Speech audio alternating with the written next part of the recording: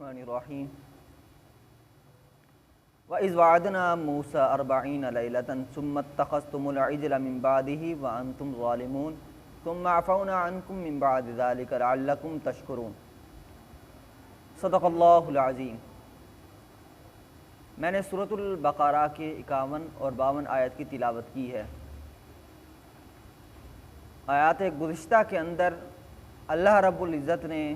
ارشاد فرمایا تھا کہ جب ہم نے تمہیں نجات دی آل فرعون سے، اور خطاب جو تھا وہ بنی اسرائیل سے تھا،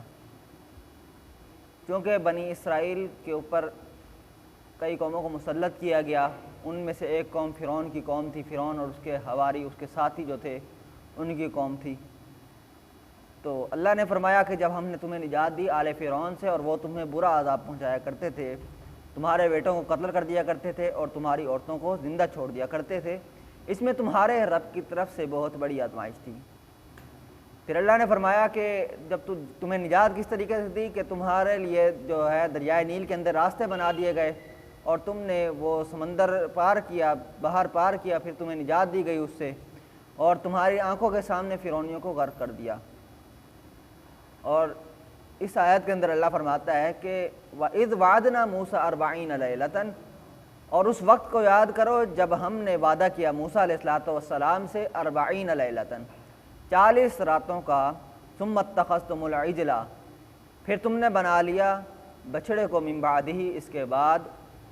معبود، وَأَنْتُمْ ظَالِمُونَ، اور تم ظالم ہو۔ تو معاملہ کچھ اس طریقے سے ہوا کہ جب حضرت موسیٰ علیہ السلام بنی اسرائیل کو لے کر مصر واپس آئے، تو بنی اسرائیل کے لوگوں نے اصرار کیا کہ ہماری ہدایت کے لیے ہمارے پاس کوئی صحیفے کی صورت میں کتاب ہونی چاہیے جس سے ہم رہنمائی حاصل کریں۔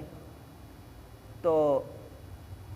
اسی وجہ سے پھر اللہ رب العزت کے حکم کے مطابق حضرت موسیٰ علیہ السلام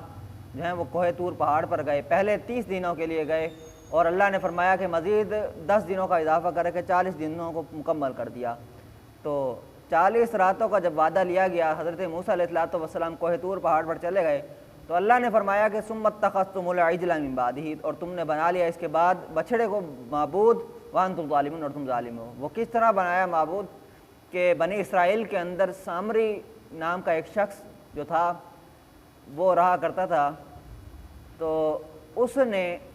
ہیرے جواہرات اور مختلف قسم کے زیورات کو اکٹھا کر کے ان کو پگھلا کر ایک بچھڑے کی صورت بنا دی، اور بنی اسرائیل قوم سے کہا کہ یہ تمہارا معبود ہے اور موسیٰ علیہ السلام کا معبود ہے، یعنی ان کو شرک کی طرف لے آیا، بت پرستی کی طرف لانا شروع کر دیا اس نے، اور بچھڑے کی پوجا بنی اسرائیل قوم کرنے لگ گئی۔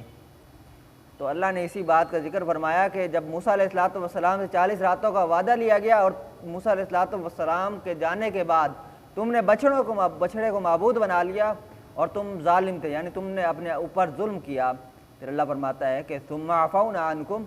پھر ہم نے درگزر کیا تم سے، من بعد ذالک، اس کے بعد، لعلکم تشکرون، تاکہ تم شکر گزار ہو جاؤ۔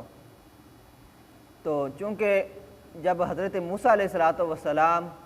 40 راتوں کے لیے کوہ طور پہاڑ پر گئے تھے، تو اس وقت حضرت ہارون علیہ السلام کو قوم کے اندر نائب بنا کر گئے تھے۔ تو جب قوم کے اندر حضرت ہارون علیہ السلام کو نائب بنایا، تو سوائے 12,000 لوگوں کے باقی سب کے سب اس بچڑے کی عبادت کے اندر مشغول ہو گئے۔ تو جب حضرت موسیٰ علیہ السلام وہاں سے تورات کو لے کر واپس لوٹے، تورات کی تختیاں ہاتھ میں تھیں، تو قوم کی جب حالت دیکھی تو غمگین ہوئے قوم کی حالت پہ، اور قوم کو تنبیہ کی، اللہ کے عذاب سے ڈرایا۔ تو پھر جب قوم کے اندر کچھ بدلاؤ آیا، تو ان کی جو توبہ تھی اس کا ذکر آیت نمبر 53 کے اندر مذکور ہے، وہ انشاءاللہ اس کا جو تذکرہ ہے وہ کل کیا جائے گا۔ اللہ تبارک و تعالیٰ سے دعا ہے کہ اللہ تعالیٰ ہم سب کو قرآن مجید کو صحیح طرح سمجھنے اور اس پر عمل کرنے کی توفیق عطا فرمائے، آمین۔